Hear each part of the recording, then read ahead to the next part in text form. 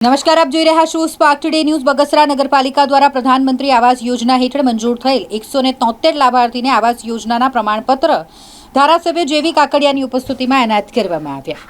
નગરપાલિકા દ્વારા પ્રધાનમંત્રી આવાસ યોજના અંતર્ગત સરકાર દ્વારા મંજૂર કરવામાં આવેલ 173 પરિવારને આવાસ યોજના હેઠળ આ જે આવાસ છે તે એનાયત કરવામાં આવ્યા છે। ધારાસભ્ય જેવી કાકડિયા ખાસ ઉપસ્થિત રહ્યા હતા। આ પ્રમાણપત્ર તેઓને આપવામાં આવ્યું છે। પોતાના સ્વપ્નનું ઘર પ્રાપ્ત થાય, સારું જીવન દરેક વ્યક્તિની ઈચ્છા હોય। સારા જીવન ધોરણ માટે કહેવત છે કે રોટલો અને ઓટલો સારો હોય, ધરતીનો છેડો ઘર એ ન્યાય। દરેક વ્યક્તિ પોતાનું સારું પાકું ઘર હોય તેવું સ્વપ્ન હોય છે અને તેવા જ ઉદ્દેશ્ય સાથે ધારાસભ્ય જેવી કાકડિયા, નગરપાલિકા પ્રમુખ જ્યોત્સનાબેન રીબડિયાના પ્રયત્નોથી સરકાર દ્વારા પ્રધાનમંત્રી યોજના હેઠળ 173 આર્થિક રીતે નબળા વર્ગના પરિવારોને પોતાના સ્વપ્નનું ઘર મંજૂર કરવામાં આવ્યું અને આ તકે તેઓને પ્રમાણપત્ર એનાયત કરવામાં આવ્યા છે। પાલિકામાં રહેતા ગરીબ પરિવાર કે બીજા તમામ જ્ઞાતિના કોઈ પણ વ્યક્તિએ જે પીએમ આવાસ યોજનાનું જે ફોર્મ ભરેલું હતું અને ઘરનું ઘર મેળવવા માટેનું જેને ફોર્મ ભરેલું હતું એના 173 આવાસ યોજનાના હેઠળ આજે પીએમ આવાસ યોજનામાં આજે 173 મકાન મંજૂર થઈ ગયા છે। એનો આજે સર્ટિફિકેટ વિતરણનો કાર્યક્રમ બગસરા નગરપાલિકા મુકામે રાખેલો હતો। એમાં ઉપસ્થિત નગરપાલિકાના પ્રમુખ શ્રી એવી રીબડિયા, ઉપપ્રમુખ ભાવનાબેન, અમારા પાર્ટીના પ્રમુખ શ્રી ઘનશ્યામભાઈ, માજી પ્રમુખ કોટડિયા સાહેબ હાજરીમાં આ સર્ટિફિકેટ આપ્યા છે।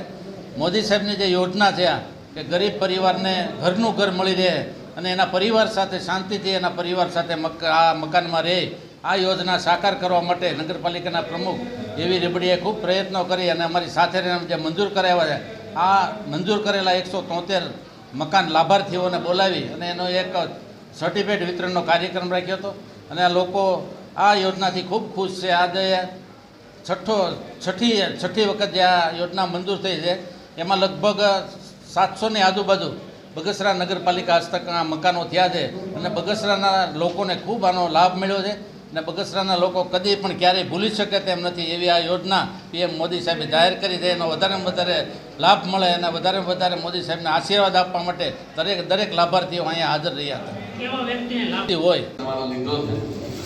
આજના કાર્યક્રમમાં ઉપસ્થિત આપણા ધારાસભ્ય દેવીભાઈ કાકડિયા, આ કાર્યક્રમમાં ઉપસ્થિત રહેવાના હતા અમારા ખાસ મિત્ર અને અમરેલી જિલ્લાનું જે ગૌરવ છે એવા ગુજરાત સરકારના નાયબ મુખ્ય દંડક કૌશિકભાઈ, એનો સંદેશો હતો કે મારા તરફથી તમામ લાભાર્થીઓને શુભકામના પાઠવજો। કૌશિકભાઈ તરફથી તમામને ખૂબ ખૂબ અભિનંદન આપે છે, ઘરનું ઘર સારું બનાવો એવી શુભેચ્છા પાઠવે। આજના કાર્યક્રમમાં મંચસ્થ તમામ મહેમાનો, અમારા નગરપાલિકાની ટીમ અને આપ સૌ ભાઈઓ અને બહેનો જે રસોઈનું ટાણું હોવા છતાં આટલો બધો સમય કાઢ્યો એ બાબતે હું સૌનો આભાર માનું છું। અને આ મકાન જે હવે બનાવવાનું ચાલુ થાય ને તો પોતે અંગત રસ લઈ અને વ્યવસ્થિત કેતનભાઈ અને જીતુભાઈની ગાઈડલાઈન મુજબ બનાવજો, એટલે નગરપાલિકાના ચૂંટાયેલા સભ્યોમાં કાંઈ પ્રશ્ન ન આવે।